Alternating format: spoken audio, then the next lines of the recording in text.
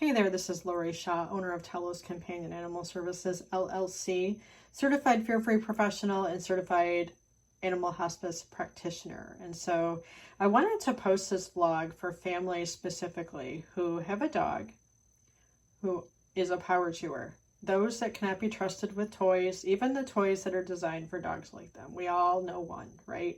They will chew and ingest anything that they can in that respect. And you can't blame them. Chewing is a really important thing, and so is foraging. And so is enrichment. It's a topic that I approach on a regular basis with families and that I use in my work frequently to help pets manage when their families are away. And so it's even more important for dogs who can't have all of the really fun toys that are now available in the market. And let me tell you, there's a ton of them that are designed for these guys. And sometimes it's just not enough. And so we don't want to, invite the opportunity to end up in the ER with a foreign body.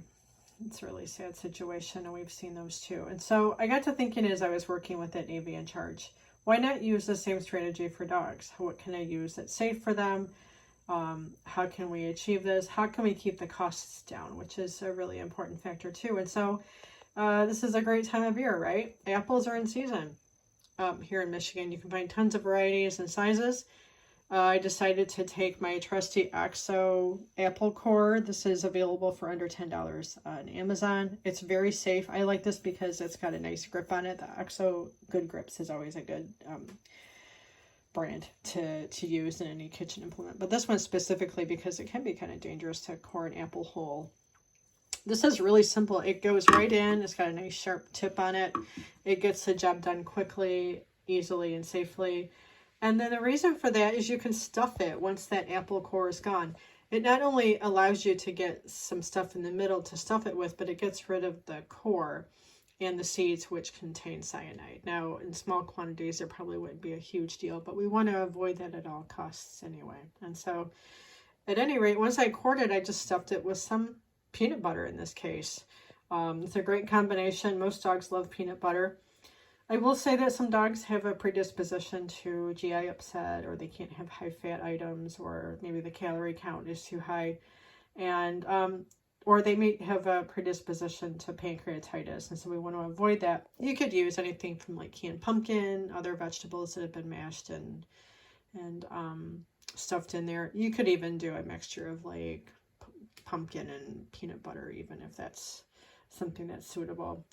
Definitely ask your vet what's most suitable for them in that respect, but it's a great way to keep your pets busy when they can't have Kongs and stuff like that.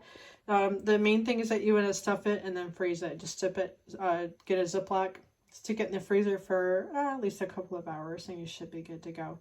Can be a bit messy, and so just keep that in mind, but this is a great strategy that's easy, accessible, inexpensive, and safe, which checks off all the boxes. So I will put a link in the notes for this. This is a nice little item. It should last you a lifetime. And you can use any size or variety of apple. And those are really inexpensive. And, they can freeze for at least a couple of months, I would say. So I hope that this tip helps. Hope it gets your weekend kicked off right. And look for more tips on my YouTube channel and my Facebook page soon. Have a great weekend.